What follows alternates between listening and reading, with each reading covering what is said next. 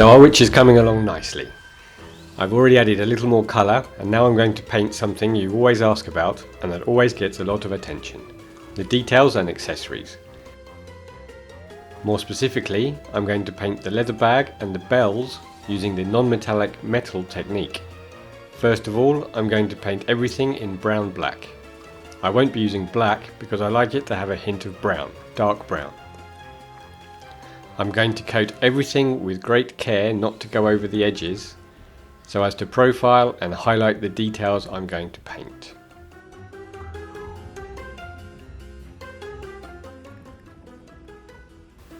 Next, I'm going to paint the metallic parts, for which I'll need to add a base coat.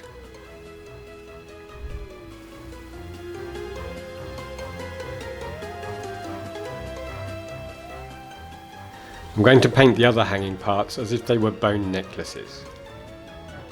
To believably paint a metallic object using matte paints, what we call the non-metallic metal technique, you need to simulate the reflection and refraction of light on the object. On this part here, right next to the cloth, I'm going to imitate how the green would reflect on the metal, and on the top part how the light would reflect directly. I'll do the same on the other bell, and to create that reflection I'll start by adding golden olive, which is what I used to paint the cloth for the dress, and this will reflect that cloth on the golden metal of the bell. I'll paint the reflection underneath on this part right here, which will be green, and I'll do the same over here while reducing the size of the area I paint even more. You'll get to a point where you're only using golden olive to paint and only painting a tiny area on the surface. You need to paint less and less because light reflects a lot off of metal surfaces, but only in a very small area. The light is concentrated into a tiny point. Now I'm simulating a reflection of the cloth on our bell. Next, it's time to work on the golden metallic shine on the rest of the bell. I'm going to add British uniform bit by bit to the base mix and get to work. As I said, I'm painting less and less of the surface because the points of light need to be much smaller on metallic surfaces.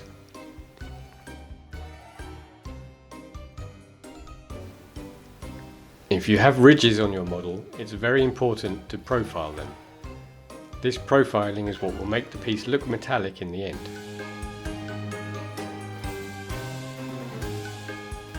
Basically, I want the lighting to make it look like a metallic sphere. That's the technique I'm using here, to be honest. I've been adding more and more of the lighter colour, and now I'm painting with British brown straight from the pot. I need to blend the colours to avoid obvious transitions. My bells now have the metallic colour more or less that I was looking for, but they don't shine yet. To get that shine, I'll start mixing British uniform with this Japanese brown. I will mix the colours and start painting as I explained before, painting smaller and smaller areas.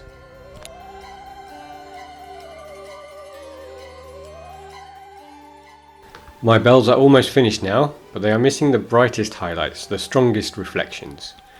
And how do I do that? Well, I start adding some ice yellow to that Japanese brown.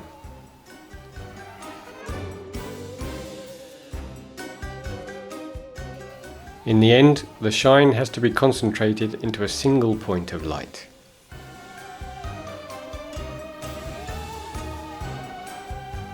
I'm now going to use some ice yellow straight from the pot, very carefully, for those last tiny points of light. Like I say, they're just tiny dots really.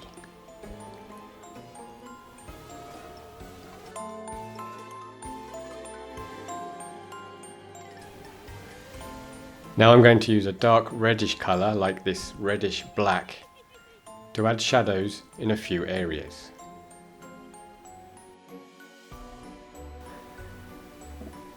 With a highly diluted mix of the paint, I'm going to add some little touches in just some areas, especially in the darkest parts.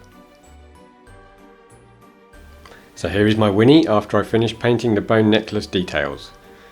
And now I want to move on to the leather. I've decided on a reddish leather, so I'll start with this red-brown mixed with a bit of brown-black. I'll use this colour to paint the entire surface of the bag.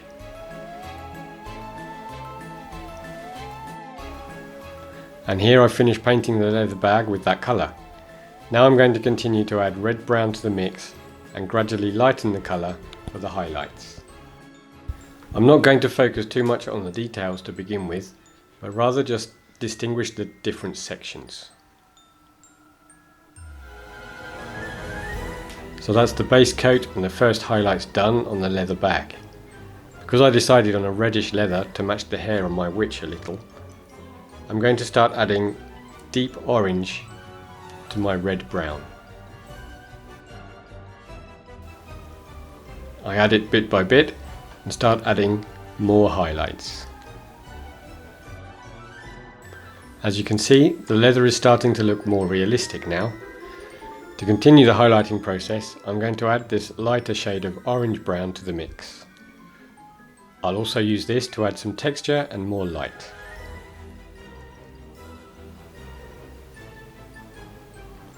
Using a smaller brush now, I will start highlighting upwards with short brush strokes and dots for some detail on the leather.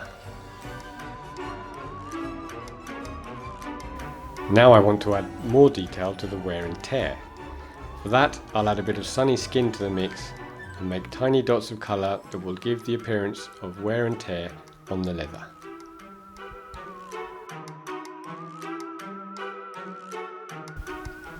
As you can see, with a bit of care and work, you can achieve some highly eye-catching results that are not very difficult at all. I hope you enjoyed this project and that you try it for yourself at home.